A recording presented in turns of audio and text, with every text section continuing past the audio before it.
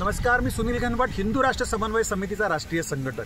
18 जूनला मुंबईच्या आझाद मैदानावरती एक मोर्चा काढण्याचं नियोजन तथाकथित कम्युनिस्ट पुरोगामी सेक्युलर विचारवाले मंडळी करत आहेत आणि याची माहिती स्वरा भास्करने तिच्या ट्विटवरनं दिलेली आहे। आमचं म्हणणं स्पष्ट आहे, हा मोर्चा कोणाच्या समर्थनार्थ आहे? तो पॅलेस्टाईन आणि गाझाच्या समर्थनार्थ आहे। आमच्या देशाने ठरवलेलं आहे आम्ही कोणाचं समर्थन करायचं, याच्या विरोधात जाऊन राष्ट्राच्या विरोधामध्ये, परराष्ट्र धोरणाच्या विरोधामध्ये हा मोर्चा कोणासाठी आणि का?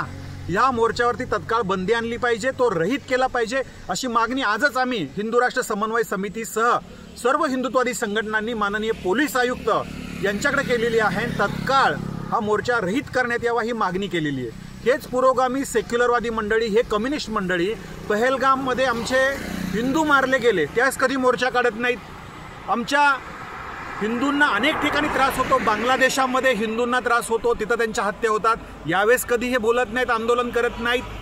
काश्मीरी 4.5 लाख हिंदू आजपर्यंत मारले गेलेले त्याच्या संदर्भात कधीही हे बोललेले नाही आहेत। हा दिखाऊपणा या ठिकाणी आणि या देशविरोधी राष्ट्रविरोधी मंडळींना प्रतिबंध केला पाहिजे, या मोर्चावरती बंदी आणली पाहिजे, हा मोर्चा रहित केला पाहिजे, अशी मागणी हिंदू जनजागृती समितीकडनं, हिंदू राष्ट्र समन्वय समितीकडनं, सर्व हिंदुत्ववादी संघटनांकडनं आम्ही करतो आहोत।